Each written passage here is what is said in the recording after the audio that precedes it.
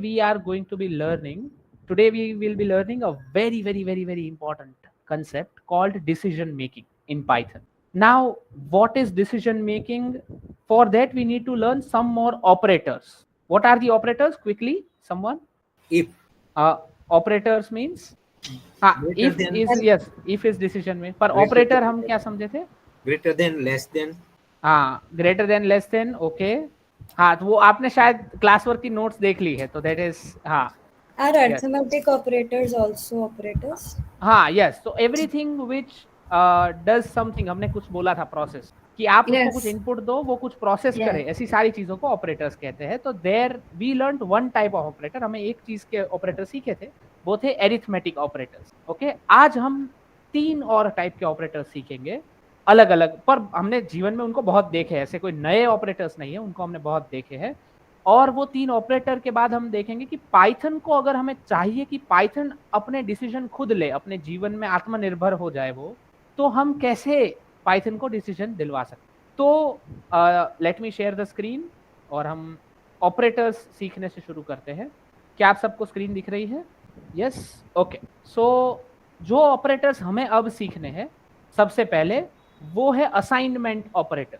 हमने एक assignment operator तो ऑलरेडी सीख लिया है. जब हम ऐसा बोलते हैं कि नंबर इक्वल्स टू 5, तो ये इक्वल्स टू क्या था हमने बोला था, हमने इसको सीख लिया है. इक्वल्स टू क्या था, जिसको हम इक्वल्स टू बोलते हैं मैथ्स में, assignment. ये असाइनमेंट ऑपरेटर ही था. ओके, तो दिस वाज असाइनमेंट ऑपरेटर, पर हम इसको बोलेंगे सिंपल असाइनमेंट ऑपरेटर. ये सिंपलेस्ट असाइनमेंट ऑपरेटर है कि आपको 5 नंबर को एक बॉक्स में डालना है जिस पे स्टिकर लगा है नम नाम का. ओके, ये एक असाइनमेंट ऑपरेटर है. ऐसे बहुत सारे असाइनमेंट ऑपरेटर है. अब अगर क्या हो कि मेरे पास एक बॉक्स है, उसमें 3 सेब पड़े हुए हैं. ओके, 3 एप्पल्स आर देयर, और मुझे वो बॉक्स में और 2 एप्पल्स ऐड करने हैं. ओके, तो अब बॉक्स में कितने एप्पल्स बचे? और 2 ऐड किए तो 5 हो गए. तो अब इसको मैं पाइथन में ऐसे लिख सकता हूं कि बॉक्स का नाम है एप्पल और उसमें 3 एप्पल्स थे ऑलरेडी. अब मैं क्या कर रहा हूं कि जो नया बॉक्स है उसमें पुराने बॉक्स से 2 एप्पल्स और ज्यादा ऐड कर रहा हूं. ये जो गेम हम खेल रहे हैं, apple equals to apple plus 2, इसका क्या मतलब है वही हमें समझना है. तो बॉक्स के अंदर पहले 3 एप्पल थे, बाद में हमने वो बोला कि बॉक्स में जितने भी एप्पल थे उसमें 2 और ऐड करो और बाद में वही बॉक्स में स्टोर करो. ये प्रोसेस को हम कहते हैं assignment. Okay, add and assign. ये मैथमेटिशियन को ऐसा इक्वेशन दिखाओगे तो वो बौखला जाएंगे, वो बोलेंगे क्या इक्वल टू के इधर कुछ अलग है इधर कुछ अलग है, तो इक्वल टू लगा ही नहीं सकते आप बीच में. पर ये क्योंकि मैथमेटिकल इक्वल टू नहीं है, तो आप ये चीज यूज कर सकते हो. क्या हो रहा है फिर से, let me just explain it in one more time. कि एक बॉक्स था जिसमें 3 एप्पल्स थे, फिर आपने ऐसा बोला कि एक एप्पल नाम के बॉक्स में अब आप पुराने एप्पल नाम के बॉक्स में जितने भी एप्पल्स थे उसमें 2 ऐड करके ही रख रहे हो. So this process is called add and assign, कि आपने पुरानी वैल्यू में कुछ ऐड किया और फिर वापस उसी को असाइन किया, मतलब वही बॉक्स में रखा. This process is like this. क्या इसमें कोई question? Yes sir, I have a question. हाँ, તો સર આપણે અહીંયા એપલ પ્લસ 2 કેવી રીતે લખીએ? આપણે 3 પ્લસ 2 ના લખી શકીએ? હા, તો 3+2 તો લખતા જોઈએ આપણે, પણ as I said I want you to be lazy. તો હવે એ બોક્સ ની અંદર મેં શું કર્યું, એક બોક્સ બનાવ્યું જેમાં કંઈક એપલ હતા, some apples. Okay, some apples were there. Now अभी वो 3 थे वहां पे. हाँ. अब 3 ना होके 5 होंगे तो भी आपको यहाँ पे ही कुछ बदलना है, ऑटोमेटिक यहाँ पे बदल जाएगा. अगर 7 है तो भी यहीं पे बदलना है, ऑटोमेटिक यहाँ पे बदल जाएगा. पर अगर आप नॉर्मली 3 लिखोगे तो हाँ. आपके पास वो डायनेमिक इफेक्ट नहीं है. डायनेमिक इफेक्ट मतलब कि एक जगह बदला तो हर जगह बदला वाली इफेक्ट, उसे डायनेमिक इफेक्ट कहते हैं. कि यहाँ पे 5 है या 3 है, ये एक जगह बदलाओगे तो हर जगह जहां जहां एप्पल का बॉक्स है वहां सब जगह बदलेगा. और मान लो कि ये एप्पल आप इनपुट में ले रहे हो और आप बोल रहे हो कि जितने भी एप्पल आप दो, जैसे पीएफ प्रोविडेंट फंड वाली वेबसाइट क्या काम करती है कि आप पीएफ में जितने पैसे देते हो एज ए एम्प्लॉय, ओके, जितने भी पैसे देते हैं, मान लो कुछ 1000 रुपए देते हैं पीएफ में, तो उनकी संस्था जो कंपनी में वो काम कर रहे हैं, वो कंपनी भी उतने ही पैसे देती है और दोनों मिलके एक अकाउंट में जाते हैं. ओके, अगर ये काम आपको पाइथन से करवाना है तो आप क्या बोलोगे कि एक पीएफ नाम का बॉक्स है उसमें ऑलरेडी 1000 रुपए है एम्प्लॉय के, एम्प्लॉय मतलब जो काम कर रहा है उसके। अब आप नए पीएफ के बॉक्स में क्या कर रहे हो, पुराने पीएफ के बॉक्स से एक और 1000 रुपए ऐड कर रहे हो, राइट। राइट। पर इसको अब मुझे थोड़ा और टेक्निकल या थोड़ा और अच्छा लिखना है, तो मैं क्या बोलूंगा, 1000 की जगह कुछ भी अमाउंट हो सकता है। तो मैं बोलूंगा पीएफ में कितने पैसे पड़े हैं, जितने एम्प्लॉय नाम के बॉक्स में पैसे है उतने सारे पीएफ में पड़े हैं। एम्प्लॉय नाम का एक बॉक्स बना दिया और उसको बोला कि उसमें जो भी पैसे है वो सारे पीएफ में पड़े हैं। और अब पीएफ में बाद में कितने पैसे पड़े होंगे, जितने पुराने पीएफ में थे प्लस जितने भी कंपनी के पैसे थे वो सब अब पीएफ में पड़े हैं। तो ये फायदा है सिर्फ वेरिएबल्स यूज करने का, कुछ नंबर्स ना यूज करने का, कि आप फिर एम्प्लॉय वाले बॉक्स में जो बदलोगे वो ऑटोमेटिक ही सब जगह बदल जाएगा। और हो सकता है आप एम्प्लॉय को इनपुट में लो और कॉम्प को भी इनपुट में लो, तो ये दोनों चीजें इनपुट में लेके आपको फाइनल पीएफ का अमाउंट तुरंत ही मिल जाएगा। तो ये ऐड एंड असाइन वहां पे काम आता है ऐसी प्रॉब्लम्स। तो हम 3+2 यस પણ સર એમ નહીં, આપણે અગર એપલની આપણે વેલ્યુ ફિક્સ કરી દઈએ તો અહીંયા ટોટલમાં આપણે એપલ લખી છે તો ત્યાં બી એ વેલ્યુ નહીં આવી શકે? हाँ, तो પછી અહીંયા जो फिक्स कर दे तो आ डिफाइन करने की कोई जरूरत नहीं, बराबर। इसको डिफाइन करने की कोई जरूरत नहीं है। फिर अगर यहाँ वैल्यू कुछ फिक्स ही करनी है तो यहाँ कुछ डिफाइन करने की जरूरत नहीं है। और हम वेरिएबल क्यों डिफाइन करते हैं इन जनरल पाइथन में, क्योंकि हमें कुछ स्टोर करना होता है कहीं पे, जो हम प्रोग्राम में बार बार यूज करेंगे। So we use it multiple time. Okay, यही रीजन है वेरिएबल यूज करने का।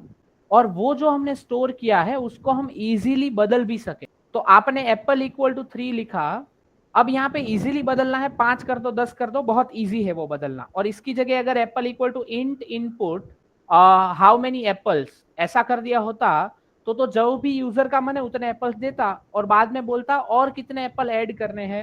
वैसा करके we could have made this into older apple +2 और +4 और जो भी नंबर है। यहाँ भी आप कुछ वेरिएबल रख सकते। वेरिएबल का पर्पज ये है कि हम उसको कोड में बार बार यूज करेंगे।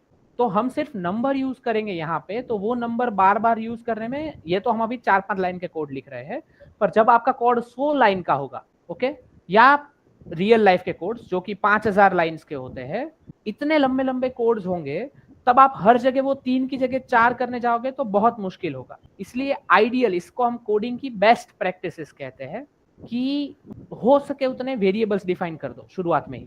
कहीं पे नंबर्स को खुला मत छोड़ो, सब जगह वेरिएबल्स ही डिफाइन रखो, ताकि आप एक जगह ऊपर बदलो सब जगह ऑटोमेटिक बदल जाए। ऐसा वेरिएबल्स के टर्म्स में ही जो कोडिंग है वो करी जाती है।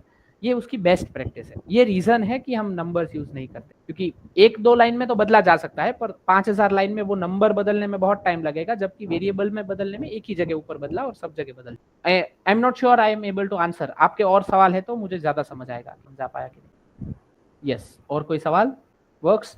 अच्छा, तो ये जो चीज हमने करी एप्पल इक्वल टू एप्पल +2, इसको हम कहते हैं ऐड एंड असाइन। ओके, हमने पुराने वेरिएबल में 2 ऐड करके उसी वेरिएबल में उसी बॉक्स में स्टोर किया वापस, that is add and assign. I can charge. Yes, okay, add and assign is कि ऐसे आप काम करते हो। अब वहीं पे आपको उसी बॉक्स में से 2 एप्पल निकाल लेने होते, और जो भी पुराने एप्पल है 2 और निकाल लूंगा मैं, वो करना होता तो आप क्या करते? Apple equals to apple -2, apple -2। आपको ऐसा बोलना होता कि जितने भी एप्पल है उसको मैं दुगना कर दूंगा, तो आप क्या लिखते? Apple equals to apple into 2, right. These are the simple processes that we do, कि वही जो भी नंबर था आपका उसमें से 2 घटाना है या उसको दुगना करना है और फिर वापस एक बॉक्स में स्टोर करना है। ओके, वही बॉक्स में, तो बॉक्स में जो भी वैल्यू थी उसको दुगना करके उसी बॉक्स में स्टोर करनी, या बॉक्स में जो भी वैल्यू थी उसमें 5 ऐड करके उसी बॉक्स में स्टोर करना। ये प्रोसेस हम पाइथन में बार बार करते हैं। ओके, और हम देखेंगे कि कैसे कैसे प्रॉब्लम्स में ये प्रोसेस की जा सकती है। तो ये जो प्रोसेस है, क्योंकि हम आलसी है, तो हमें एप्पल इक्वल्स टू एप्पल +2 लिखने में आलस आती है। 2 बार एप्पल कौन लिखे? ओके, तो हम ऐसे लिखते हैं इसको, और ये वैलिड भी है, this is also valid in Python. पर हम क्योंकि आलसी है तो हम इसको लिखते हैं एप्पल प्लस इक्वल्स टू 2। ये दोनों का मतलब एक ही है। एप्पल प्लस इक्वल्स टू 2 का मतलब है कि आप एप्पल नाम के बॉक्स में 2 ऐड करके उसी में स्टोर कर रहे हो। Okay, so this is called add and assign operator. आप ये भी लिख सकते हो अगर आपको सही लगता है तो, पर हम जनरली ये लिखते हैं क्योंकि हम आलसी है। 2 बार कौन एप्पल लिखे? सही में इससे अलावा कोई रीजन नहीं।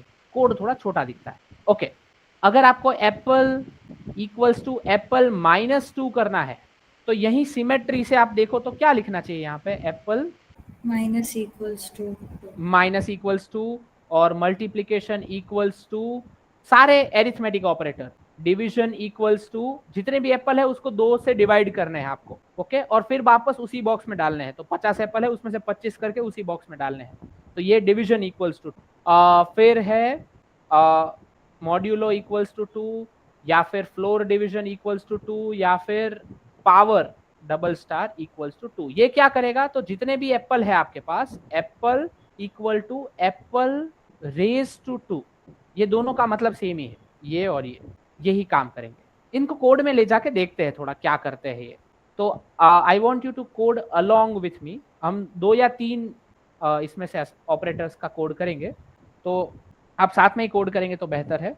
यस, तो क्वेश्चन है, मान लीजिए कि एक नंबर है, number 1 is equals to, suppose number 1 is equals to 25, और मैं चाहता हूं कि ये जो 25 नंबर है उसको मैं डबल करके इसी बॉक्स में स्टोर करूं। यस, किसी को पूछना है कुछ by mistake? Okay, number 1 equal to 25, तो मैं चाहता हूं कि मेरे नंबर 1 नाम के बॉक्स में जो भी पहले पड़ा था, मतलब नंबर 1 जो भी पहले पड़ा था उसमें मैं और 23 ऐड करूं। तो this is the line for that, this is the line for number 1 equal to number 1 plus 23। अभी ध्यान से इसको देखते हैं, आराम से एक बार देखते हैं इसको कि कोड इसको कैसे पढ़ेगा, पाइथन इसको कैसे पढ़ेगा। तो पाइथन पहले 25 नाम का एक नंबर लेगा, उसको नंबर 1 में स्टोर करेगा, उसको मजा आ गया, बढ़िया।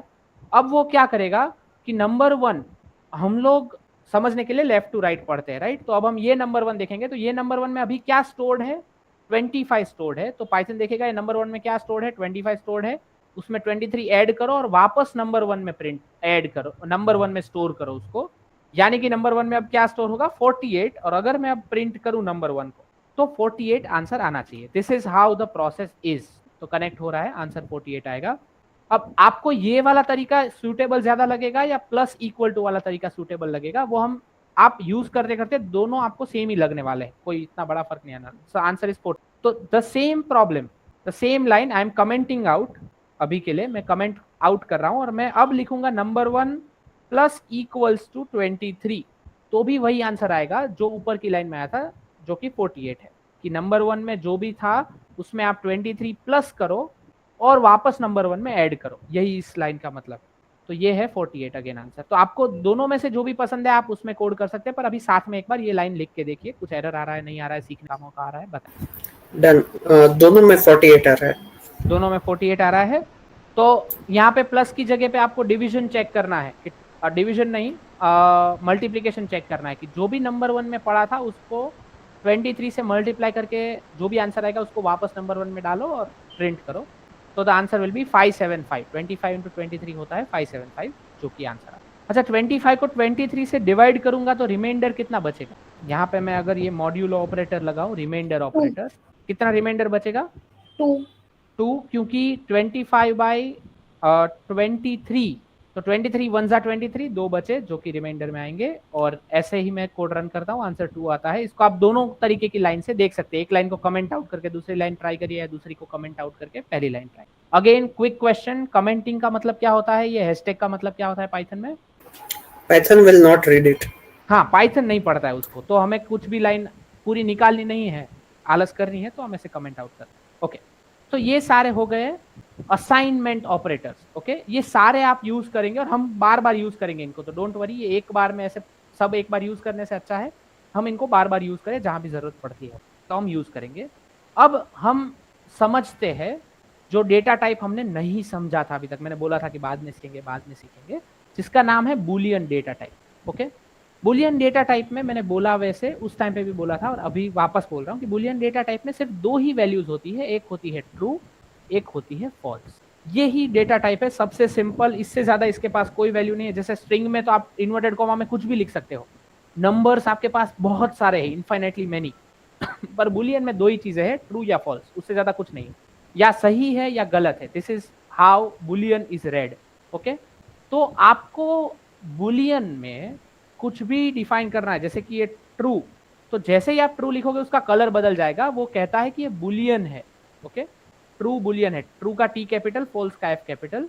पर अगर आपको ये ट्रू को इंटीजर में कन्वर्ट करना है, ये बुलियन डेटा टाइप में से इंटीजर डेटा टाइप में कन्वर्ट करना है, तो कौन सा कमांड यूज करते हैं हम? INT int yes. तो INT of true, okay, INT of true अगर मैं करूं तो ट्रू का कॉरस्पॉन्डिंग इंटीजर नंबर क्या है वो मुझे मिलेगा, और जैसे मैं इसको रन करता हूं मुझे मिलता है आंसर। क्या मिल रहा है आप लोगों को? और INT of One. False try करिए, INT ऑफ फॉल्स ट्राई करिए, क्या मिल रहा है आपको आंसर बताइए? 0 जीरो। तो कंप्यूटर, हमने बहुत सुना है कि कंप्यूटर सिर्फ 1-0 की लैंग्वेज ही समझता है, उसे बूलियन लैंग्वेज कहते हैं हम, और इसीलिए बूलियन डेटा टाइप बहुत जरूरी है पाइथन में। और अगर हम बूलियन डेटा टाइप को इंट में कन्वर्ट करते हैं तो ट्रू के कोरस्पॉन्डिंग आंसर आता है 1, फॉल्स के कोरस्पॉन्डिंग आंसर आता है 0। पर अगर हम उल्टा करें कि हम इसकी जगह पे अगर हम 1 को बुलियन में कन्वर्ट करें, बुलियन में कुछ भी कन्वर्ट करने का कमांड है, अगेन इंटीजर में कन्वर्ट करने का इंट है, स्ट्रिंग के लिए str है, तो बुलियन के लिए बूल है, ओके, BOOL। और बूल 1, अगर बुलियन 1 करे अगर हम, तो आंसर आएगा ट्रू। बुलियन 0 करे तो आंसर आएगा फॉल्स, क्योंकि 0 और 1 जो इंटीजर नंबर है उनका कॉरस्पॉन्डिंग बुलियन ट्रू और फॉल्स ऐसा सामने सामने ही है, कि 1 का ट्रू तो ट्रू का 1, ऐसे ही सेम। पर अगर मैं 0.5 का बुलियन करूं तो वो मुझे क्या देगा, या 0.6 का बुलियन करूं तो क्या देगा, 0.6 का बुलियन करूं तो क्या देगा, ट्राई करो सब लोग। True. ट्रू। माइनस 0.6 का करूं तो क्या देगा, एरर ट्राई करो फिर से। True. -0 वो ट्रू ही देगा। सी 0 के अलावा यहाँ कोई भी नंबर डालो, बुलियन कन्वर्जन उसका ट्रू है। ओके, कोई भी नंबर डालो, आप 25 डालो, कुछ भी डालो, बुलियन कन्वर्जन उसका ट्रू है। अब ये क्यों है हम थोड़ी देर बाद देखेंगे, या धीरे धीरे आप पाइथन को सीखते सीखते ही समझ जाओगे। पर हम लोग तो बस 2 ही नंबर से डील करेंगे, Boolean of 0 and Boolean of 1।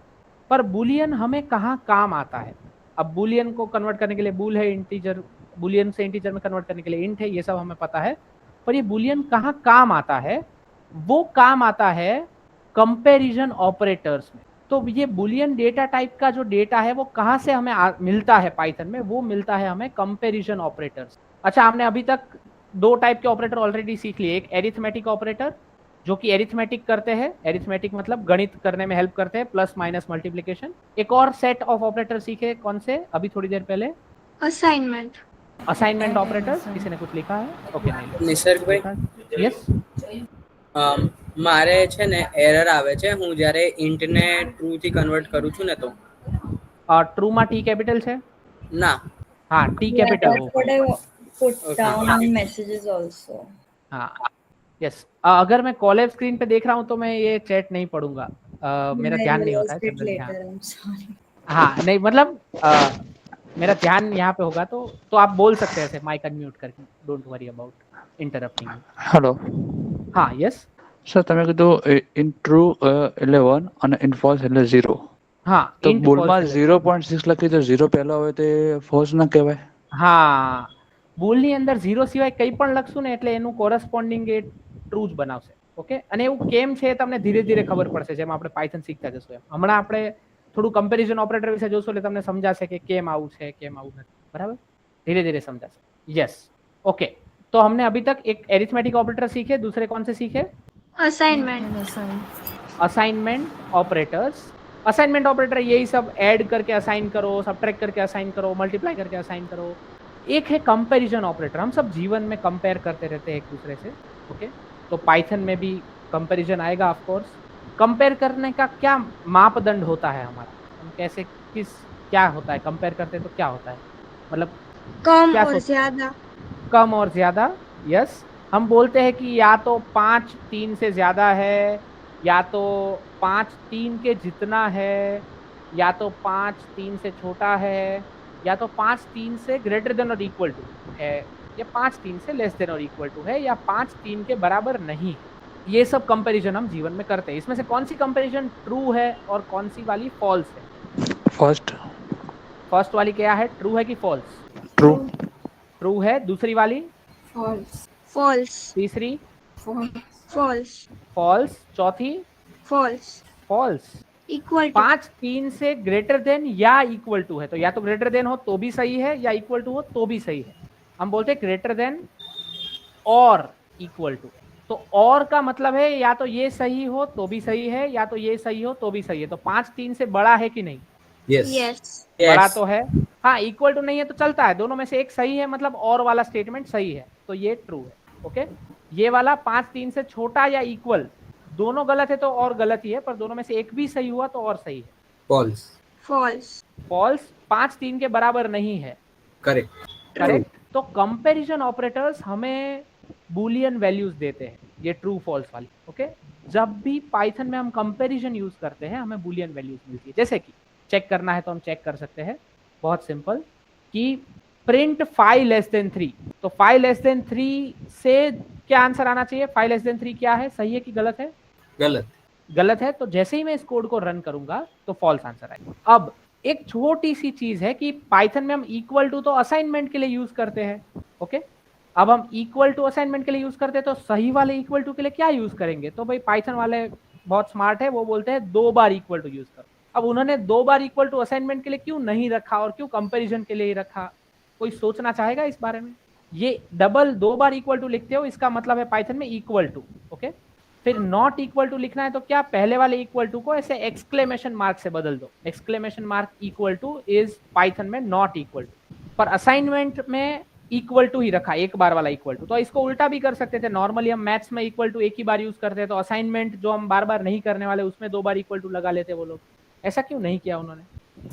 Because equal to के बाद उसमें वो अरिथमेटिक ऑपरेटर लगता है, उससे पहले एरिथमेटिक ऑपरेटर लगता है ऐसा? उसके बाद, इसलिए डबल इक्वल टू होता तो फिर मे आई डबल इक्वल टू होता तो फिर क्या होता? ट्राई? हाँ, yes yes, of course of course. So I think the when we talk about the assignment equal to वाला operator, it is assigning a value, whereas हाँ. जब हम equal to करते हैं तो वो compare कर रहा है। हाँ, जब हम यहाँ पर भी equal to डालेंगे तो वो उसको value दे देगा कि मान लो कि एप्पल equal to, अगर मैंने लिखा एप्पल equal to 3, इसका मतलब है एप्पल का value है 3। लेकिन Okay. अगर मैं एप्पल equal to 3 लिखती हूँ, उसका हाँ. मतलब है मैं चेक कर रही हूँ। हो सकता है कि किसी ने पहले एप्पल में इनपुट डाला हो और मैं चेक कर रही हूँ वेदर उसने जो इनपुट डाला है वो 3 है या नहीं है। I am just checking. Okay, a very good detour. मैंने शायद ये सवाल नहीं पूछा था, पर ये बहुत अच्छा सवाल आया या बहुत अच्छी अंडरस्टैंडिंग आई कि ये दोनों में फर्क क्या है। तो एप्पल इक्वल टू 3 का मतलब ये है कि एप्पल नाम के बॉक्स में आपने 3 नाम की वैल्यू रखी है, और एप्पल इक्वल टू 3 का मतलब है, ये मैं कंपेयर करना चाहता हूँ कि एप्पल 3 है कि नहीं। ओके, तो इसका जवाब या तो ट्रू या फॉल्स आ सकता है, पर उसमें तो आपने कुछ स्टोर किया है तो उसका कोई जवाब नहीं है ट्रू या false. That is a very good understanding और वेरी इंपॉर्टेंट। क्या सबको समझ में आया क्या हुआ? ये क्या सवाल है? यस पर क्या है? Very good. मेरा सवाल ये था कि वो लोगों ने ये निशानी को बदल क्यों नहीं दिया, मतलब असाइनमेंट के लिए डबल इक्वल टू और नॉर्मल इक्वल टू के लिए सिंगल इक्वल टू क्यों नहीं लिखा जब वो लिख रहे थे?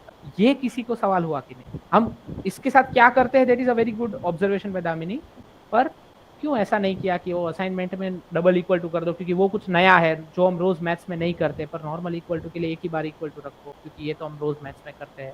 कंफ्यूज ना हो लोग। 2 step verification. 2 step verification, yes. See, इसका रीजन भी बहुत क्लियर, आलस है। आप पाइथन में असाइनमेंट ऑपरेटर बार बार यूज करते हो, बहुत जगह यूज करते हो, पर इक्वल टू चेक बहुत कम जगह करते हो। आप बहुत सारे वेरिएबल डिफाइन करोगे, हर जगह डबल इक्वल टू लिखने में आलस आता है। That is a simple reason कि पाइथन वाले बोलते हैं कि हमें एक ही बार इक्वल टू लिखना है, क्यों 2 बार लिखे असाइन करने में। उसकी जगह जब इक्वल टू लिखना होगा या चेक करना होगा कि 2 चीज इक्वल है कि नहीं, उस टाइम पे हम 2 बार लिख देंगे वो, क्योंकि कहीं कम बार होता है, नंबर ऑफ टाइम्स के कम है। यही रीजन है और कोई रीजन नहीं है, but a very good observation.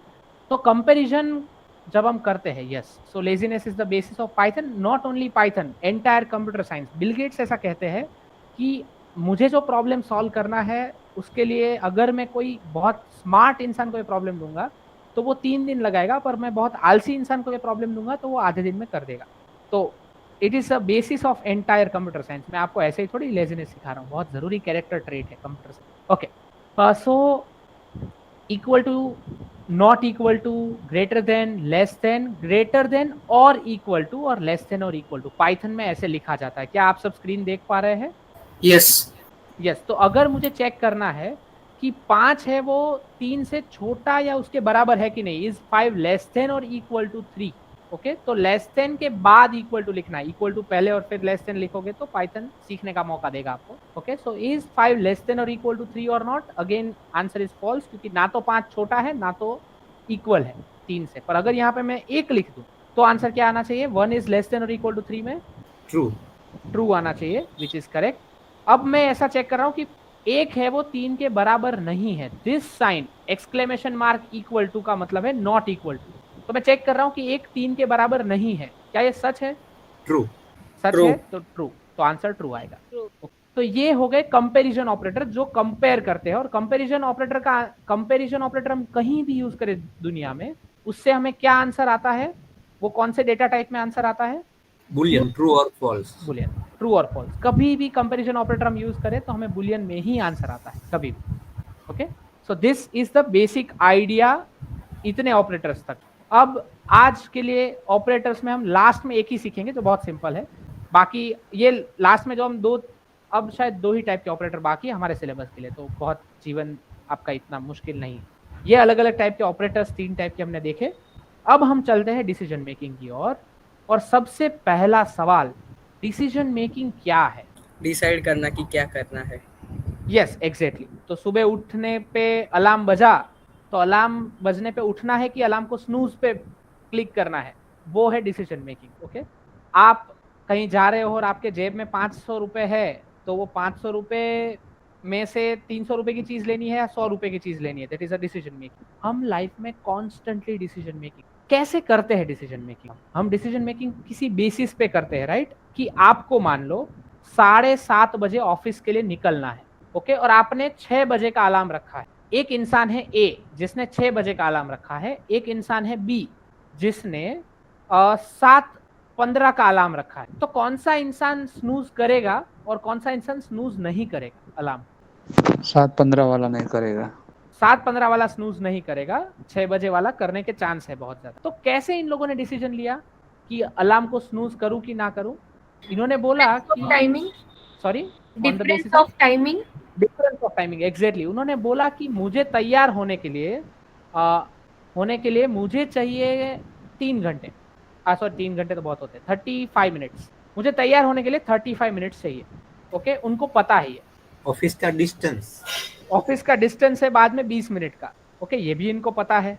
बीच में तो ट्रैफिक ओके 10 मिनट का कभी कभी ट्रैफिक मिल जाता है। सुबह 7:30 बजे जनरली प्रॉब्लम नहीं होता, पर कभी कभी अगर 10 मिनट का ट्रैफिक मिल गया। ये सारी चीजें क्या है एक तरीके से आप ध्यान से देखो तो क्या मैं इन सबको कंडीशंस बोल सकता हूँ? यस यस यस तो मैंने Yes. ऐसा बोला कि इफ मेरी कंडीशंस सेटिस्फाई हो रही है, ओके अगर मेरी कंडीशन सेटिस्फाई होगी स्नूज बटन दबाने पे, तो मैं I will hit the snooze button. Okay ये सिंपल रूल है कि if my conditions will be satisfied I will hit the snooze button. यही सिंपल, ऐसे हम डिसीजन लेते हैं और कोई तरीका नहीं डिसीजन लेने का, राइट?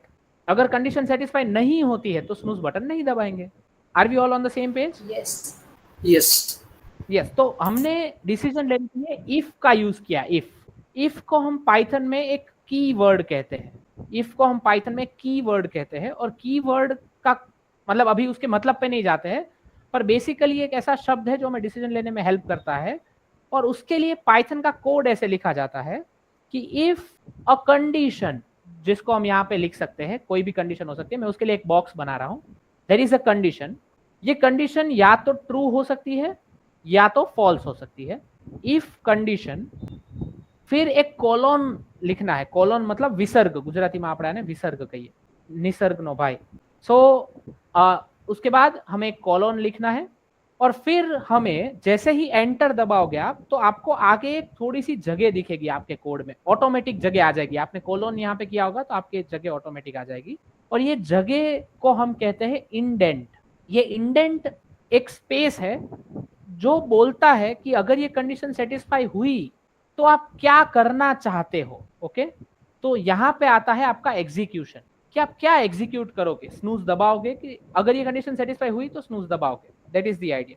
तो हमारे अलार्म वाले प्रोग्राम में if the time is greater than 75 minutes तो हिट स्नूज, क्योंकि मुझे जाने में 75 मिनट्स ही लगेंगे। तो अगर टाइम 75 मिनट से बड़ा है तो हिट स्नूज। अब जब मैं ये टाइम ग्रेटर देन 75 मिनट्स लिखता हूं तो मैंने क्या यूज किया बीच में, ये कंपैरिजन ऑपरेटर।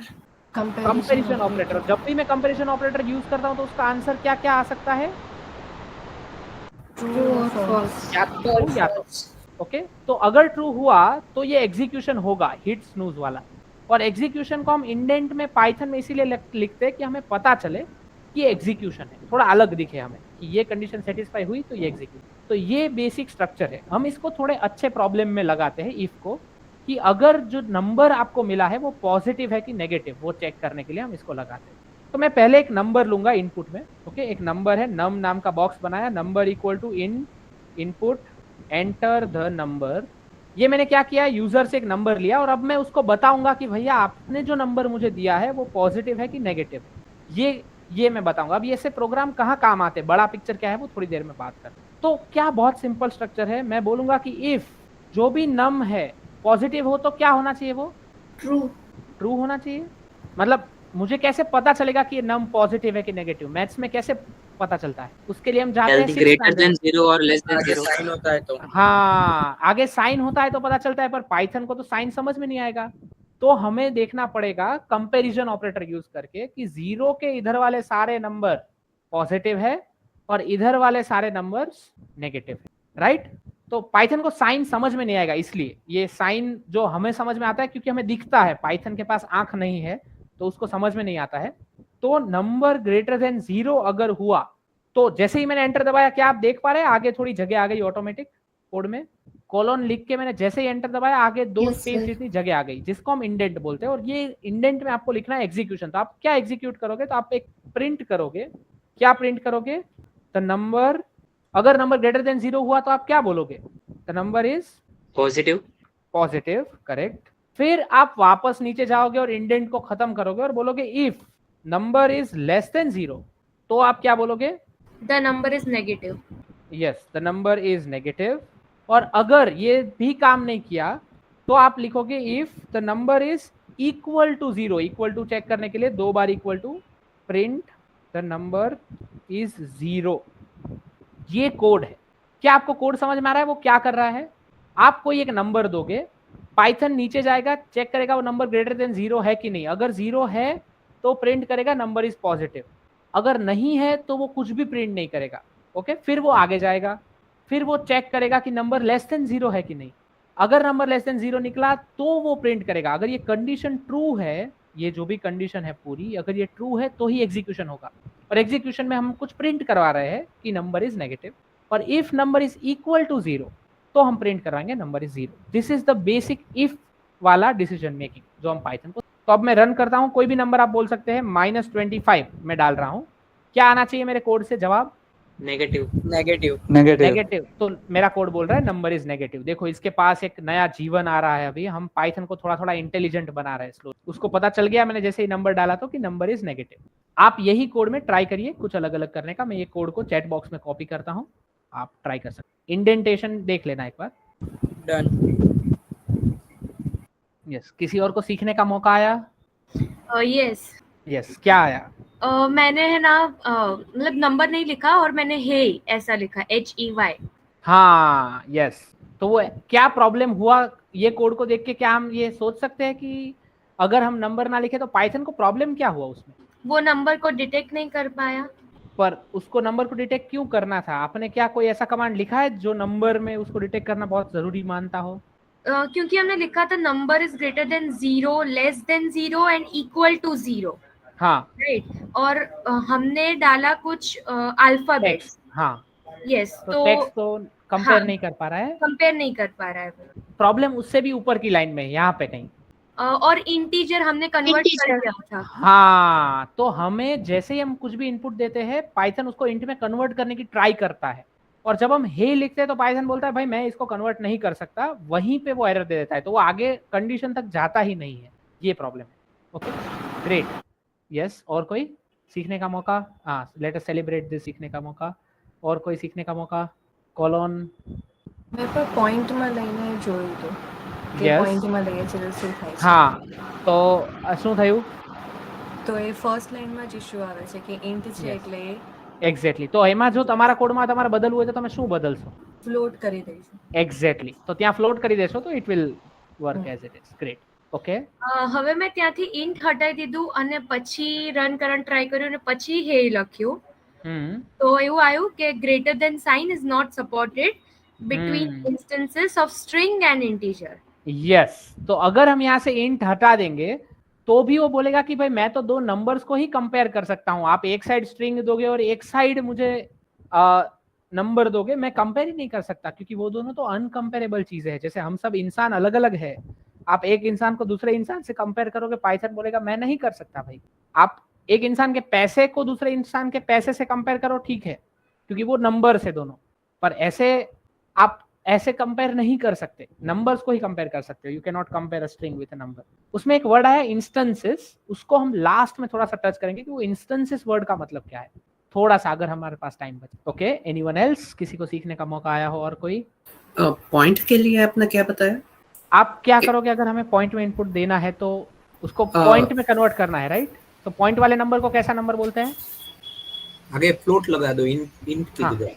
एग्जैक्टली. यस, वो मैंने किया, then it is showing error. Okay, तो मैं एक बार आपका कोड देख सकता हूँ क्या? यस. हाँ, बहुत बढ़िया. सीखने का एक और मौका. Let us celebrate. सर आप ग्रुप को पूछो इस कोड में क्या गलती हो सकती है. हाँ बिल्कुल बिल्कुल बिल्कुल. यस, इस बार मैं आंसर नहीं दे रहा हूँ. Great. Is it visible? Yes, it is visible. आप सबके लिए है खुला मैदान. एक बार रन करेंगे आप? यस. तो एरर आ रही है कि नहीं पता चलेगा. 56.32.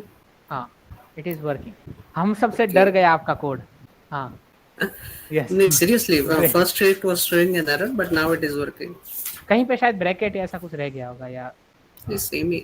No, thank you. कुछ. हाँ, yes, thank you. Okay. Yes, कोई और सीखने का मौका?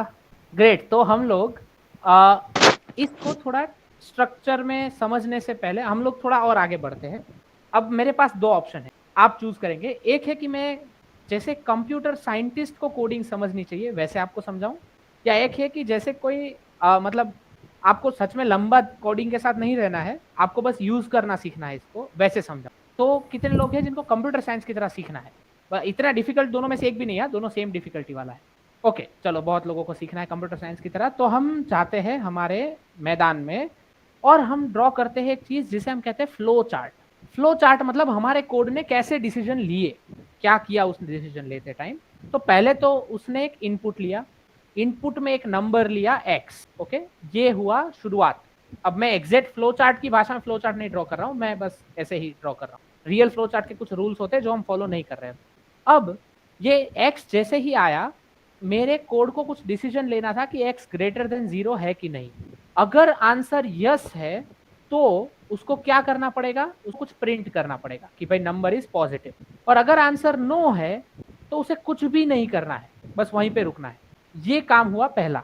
ओके, जैसे ही ये हो जाता है, यस हो या नो हो, आंसर कुछ भी हो, मेरा कोड तो क्या करेगा, आगे बढ़ेगा और नेक्स्ट लाइन चेक करेगा. क्योंकि मैंने कोड कैसे लिखा है, देखो मैंने लिखा है कि इफ दिस हैपन्स तो ये करो, इफ दिस हैपन्स तो ये करो, इफ दिस हैपन्स तो ये करो. तो पहला कंडीशन सेटिस्फाई हो या ना हो, वो दूसरा कंडीशन चेक करेगा ही, कुछ भी हो जाए.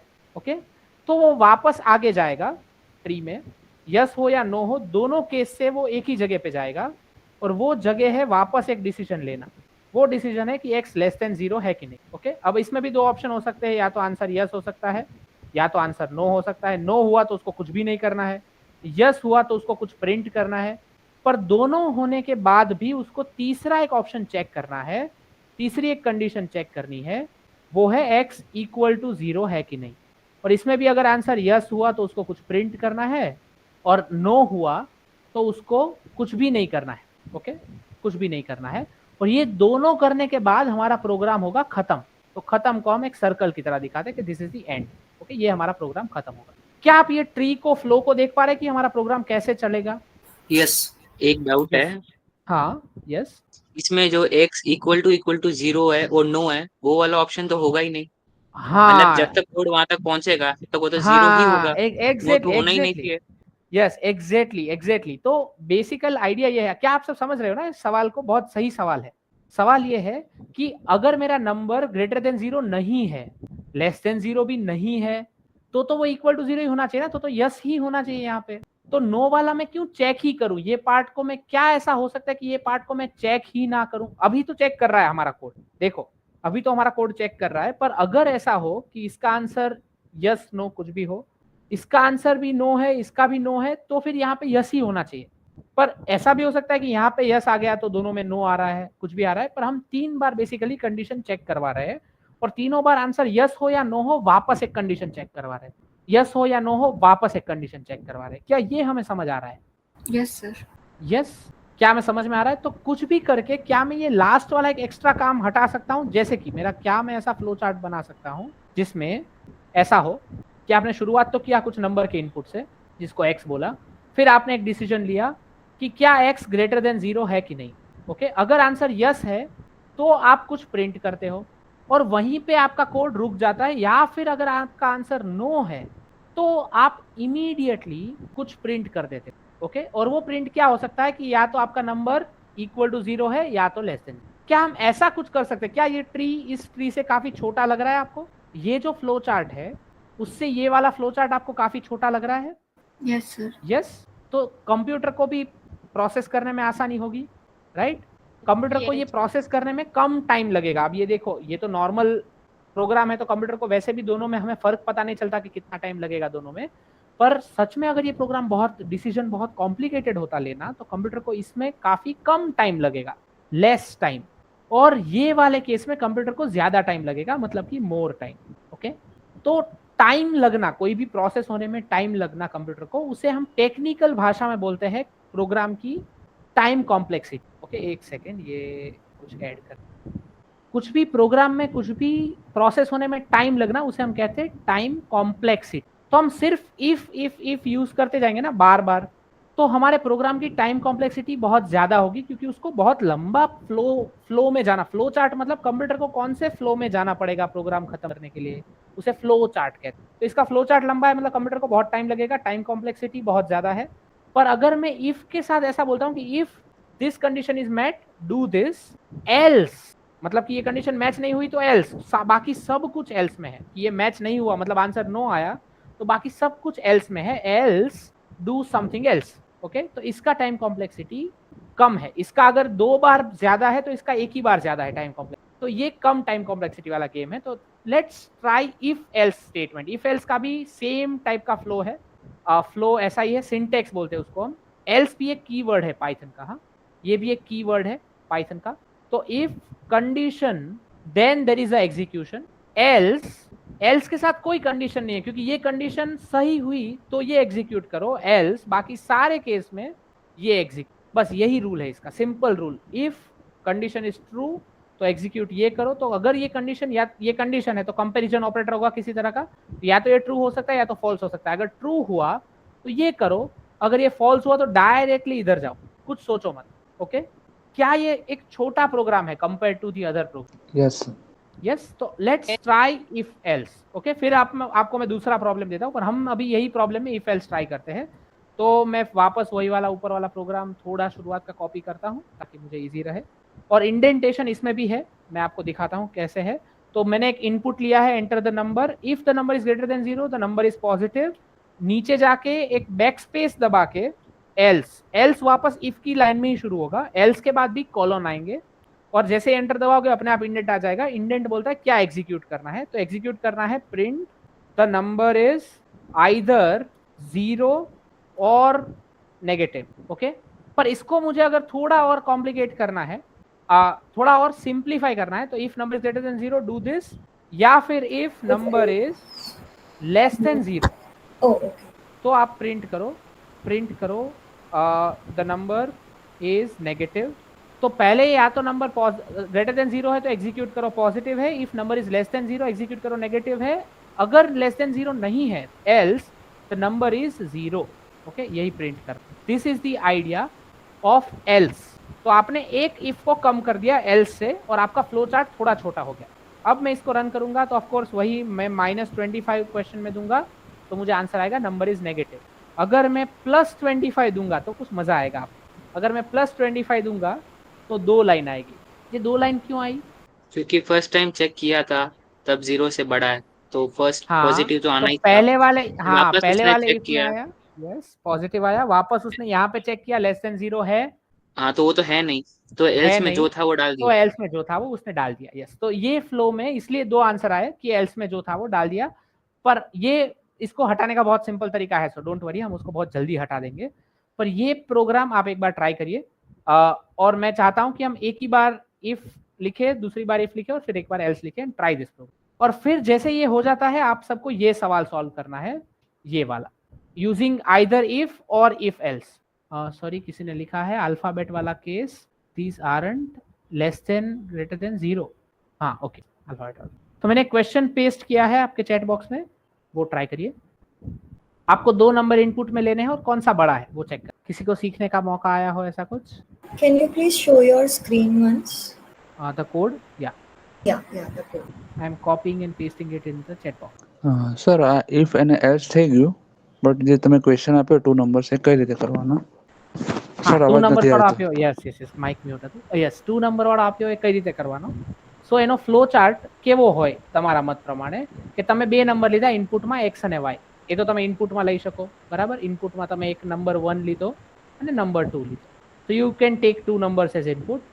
Now how do you check which one is bigger?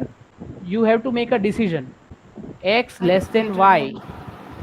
If this answer is yes, then number 1 is smaller. If this answer is no, then number 2 is smaller. इस प्रोग्राम में एक ही बग है, बस एक छोटा सा बग है, बाकी ये प्रोग्राम बहुत सिंपल है बनाना अभी के लिए। સર આમાં એકચ્યુઅલી મેં જ્યારે એલ્સ કન્ડિશન એવી મૂકી કે both the numbers R equal, તો ત્યારે બી આ જ પ્રોબ્લેમ આવે છે કે અગર હું 21 અને 13 લીધું તો બોથ यस, નીચે એવું લખેલું આવે છે both બે the વખત, numbers are equal. हाँ, but you just use only one time if one time else, don't Okay. Use twice if. Okay. ये दूसरे वाले प्रॉब्लम, तो उसका कोड काफी कॉम्पैक्ट बनेगा। Number 2, enter the number 2। कितने लोग का कोड हो गया ये? नंबर 1, नंबर 2, बहुत सिंपल कोड है, right? If else, decision making, हम धीरे धीरे ये सब पाइथन की कोर चीजें हैं, यही पे सब काम होता है। तो ये मेरा कोड है बहुत छोटा सा, इसमें क्या आप लोग मुझे बग ढूंढने में मदद करेंगे? क्या प्रॉब्लम है ये कोड में? एक छोटी सी प्रॉब्लम है इस कोड में, एक जगह पे ये आउटपुट ढंग से नहीं देगा, उसे बग कहते हैं। क्या प्रॉब्लम? मैंने चैट बॉक्स में मेरा कोड डाला है। Numbers are equal. Yes, when both the numbers are equal, तब ये मेरा कोड ढंग से आंसर नहीं देगा, क्योंकि नंबर 1 स्मॉल अगर छोटा नहीं है तो एल्स में वो डायरेक्टली ये बोल रहा है कि नंबर 2 ही छोटा है, पर हो सकता है दोनों इक्वल हो। तो ये हो गया मल्टीपल कंडीशन पे डिसीजन लेना। कितने लोगों को समझ में आया प्रॉब्लम? प्रॉब्लम ये था कि अगर मेरा नंबर 1 और नंबर 2 इक्वल है, जैसे कि मैं कोड में जाता हूँ, I am just running the code one more time, पहला नंबर भी 25 और दूसरा भी 25, तो पहले ये क्या चेक करेगा? If number 1 is less then number 2, तो number 1 is less then number 2 condition सही है क्या? ट्रू देगा क्या उसमें? 25 लेस देन 25? मैथ्स दोस्तों, नो। हाँ, 25 is not less than 25, okay? तो ये फॉल्स देगा। जैसे ये फॉल्स देगा, क्या एग्जीक्यूट होगा? ये लाइन तो एग्जीक्यूट होगा नहीं, क्योंकि ये तो तभी एग्जीक्यूट होता है जब ट्रू होता है। तो कौन सा लाइन एग्जीक्यूट होगा?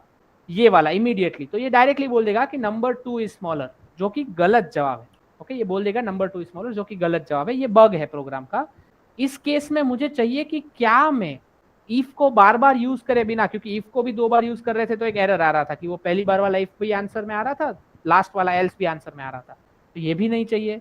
तो क्या करे कि हमें ये बग से छुटकारा मिले? उसके लिए हम यूज करते हैं इफ एल्स इफ, मतलब इसको एल्स इफ लिखते हैं कि या ये हो रहा है तो ये एग्जीक्यूट करो, तो ये कंडीशन नंबर 1 है और ये एग्जीक्यूशन नंबर 1 है। अगर ये कंडीशन सेटिस्फाई हो रही है तो एग्जीक्यूशन 1 एग्जीक्यूट करो। एल्स इफ, पर हम लोग आलसी है तो हम पूरा एल्स इफ क्यों लिखे, तो हम इसको लिखते हैं एल इफ। एल इफ एक नई कंडीशन है, जो दूसरी कंडीशन है वो सेटिस्फाई हो रही है तो एग्जीक्यूशन 2 एग्जीक्यूट करो। एल्स इफ, ये एल्स इफ आप जितनी भी बार यूज करना चाहो कर सकते हो। कंडीशन 3 है तो आप एग्जीक्यूशन 3 यूज करो। ये सब चलते चलते चलते चलते एक भी कंडीशन सेटिस्फाई नहीं हो रही है तो लास्ट में लिखो कि ये कुछ भी अगर नहीं हो रहा है तो एल्स, उसके साथ कोई कंडीशन की जरूरत नहीं है क्योंकि ऊपर की नहीं हुई तभी एल्स बना है। एल्स आप ये लास्ट वाला एग्जीक्यूशन इसे हम कहते हैं if L if else method of decision making, okay? हम बहुत बार एलिफ यूज कर सकते हैं। तो ये कोड में मैं कैसे एलिफ यूज करूंगा, तो if number 1 is less then number 2, number 1 is smaller. L if मतलब कि एल्स इफ, और एल्स इफ के साथ एक कंडीशन होगी कि number 1 is greater then number 2। अगर number 1 is greater then number 2 है तो नंबर 2 इज स्मॉलर है। और इसके बाद अगर ये दोनों सेटिस्फाई नहीं हो रही है तो जाओ एल्स पे, और उस टाइम पे बहुत क्लियर है, प्रिंट करो कि both the numbers are sir I had a question. Yes. तो एक कोड तुमने लिखा था पहले, if number is greater than 0 the number is positive, if number is less than 0 हाँ, the number is negative. We can't do that here as well. We can do that. तो second one को हम elif बना ही सकते हैं। That is the ideal way to solve this problem. और अगर मैं ये जो if वाला एलिफ नहीं करती, सिर्फ if लिख के करती, नंबर 1 इज लेस देन, और लास्ट में एल्स भी रखते आप, हाँ, तो नहीं काम करेगा वो कंपैरिजन। तो वो कंपैरिजन कहाँ पे काम नहीं कर रहा था। अगर नंबर पॉजिटिव होता तो वो ये भी एग्जीक्यूट करता, हाँ, फिर वो कंडीशन चेक करता कि नेगेटिव नहीं है, तो फिर वो ये भी एग्जीक्यूट करता, ओके क्योंकि वो लाइन में देख रहा है, राइट। तो elif is a ideal way of taking a decision, जहां पे आपको बहुत सारी कंडीशन को ध्यान में रखना है कि अगर मैं सुबह 7 बजे उठा तो मैं ये रास्ते से ऑफिस जाऊंगा, और अगर मैं 7:30 बजे उठा तो मैं बिना नहाए ऑफिस जाऊंगा। बहुत सारे कंडीशन, अलग अलग कंडीशन पे हम डिसीजंस लेते। ओके, सो इफ एल्स ऐसे ही काम करता है ये problem. I'm getting an error, so Yes. I'll You can send share the the code screen. in the chat.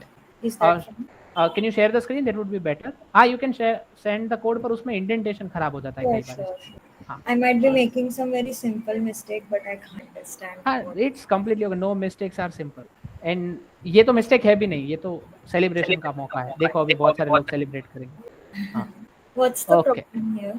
elif number 1 is this, else this। हाँ, क्या प्रॉब्लम है इस कोड में, चलो कौन बताएगा, मैं नहीं बताऊंगा। इंटीजर नहीं डाला है क्या? Should I put इंटीजर इधर? सर ऊपर फ्लोट टू दी आएगा। ऑडियंस, टू दी ऑडियंस सवाल। else के बाद number 1 is 0. सर फ्लोट ऊपर नहीं डाला है इनपुट के पास, इंटीजर फ्लोट। ये यस, ये अभी तक क्या प्रॉब्लम आ रहा था कोड में, और इंट डालने पे वो क्यों सॉल्व हो जाएगा, कौन बताएगा?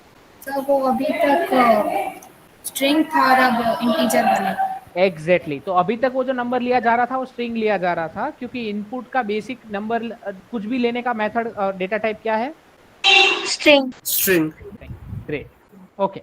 सो हमने आज 3 टाइप के अलग अलग डिसीजन मेकिंग सीखे हैं। मैं अब इसको थोड़ा एआई से जोड़ने की कोशिश करता हूँ। बेसिक सी, आप जब एक सेल्फ ड्राइविंग व्हीकल बनाते हो, ओके, जैसे टेस्ला वालों ने बनाया है, ये मेरा सेल्फ ड्राइविंग व्हीकल है, वो ऐसा दिखता है ऊपर से, और वो एक रोड पे जा रहा है और रोड ऐसे मुड़ रही है, तो उसको हम ऐसे बोल सकते हैं, हालांकि हम ऐसे नहीं बोलते हैं, और उसको हम ऐसे बोल सकते हैं कि अगर रोड लेफ्ट में मुड़े, और रोड लेफ्ट में मुड़े वो उसे कैसे पता चलेगा, तो उसको बहुत सारे फोटोज देने पड़ेंगे आपको, और बहुत सारे फोटोज दिखा के उसको बोलना पड़ेगा कि अगर ऐसे फोटो में से कोई फोटो जैसा तुझे कैमरा में दिखे ना, तो तुझे लेफ्ट टर्न लेना है।